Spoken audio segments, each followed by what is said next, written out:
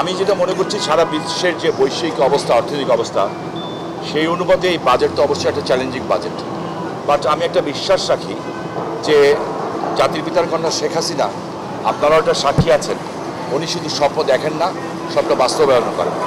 তাই যে বাজেট আজকে অনেকের কাছে হয়তো মনে হবে এটা পরিপূর্ণ করা কষ্টসাধ্য, তবে আমি বিশ্বাস করি আল্লাহ রাব্বুল আলামিন যদি ওনাকে হায়াতুকে দান করেন, ইনশাল্লাহ এই বাজেট পরিপূর্ণ হয়েও আমরা সামনেতে আরও ভালো জিনিস পাবো।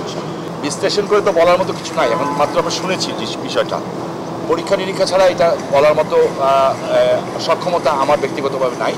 তবে আমি যেটা মনে করি যে সারা পৃথিবীতেই তো বৈশ্বিক অবস্থার সমস্যার সৃষ্টি হয়েছে, সেখানে যেটুক সম্ভব হয়েছে ওভারকাম করা হচ্ছে। তবে যদি এটা আমরা কাটিয়ে উঠতে পারি তাহলে সংশোধন করা তো খুব একটা কঠিন সাধ্য ব্যাপার। মাননীয় প্রধানমন্ত্রী কিন্তু শুধু একটা কথা বলছে একটা মিটিংয়ে, যে আমরা তাদের সাথেই বন্ধুত্ব করব যারা আমাদের পাশে এসে দাঁড়াবে। সো আমার মনে হয় যে ওনার মাথায় অবশ্যই একটা প্ল্যান আছে। যখন পদ্মা সেতু বন্ধ করে দিয়েছিল, আমরা কিন্তু নিজের পয়সায় পদ্মা সেতু করেছি। সো আমাদের সবাইকে বিশ্বাস রাখতে হবে তার উপরে, যিনি ইনশাল্লাহ বাংলাদেশের মানুষের জন্য যা যা কিছু করণীয় দরকার উনি করবেন এবং উনি ওভারকাম করবেন।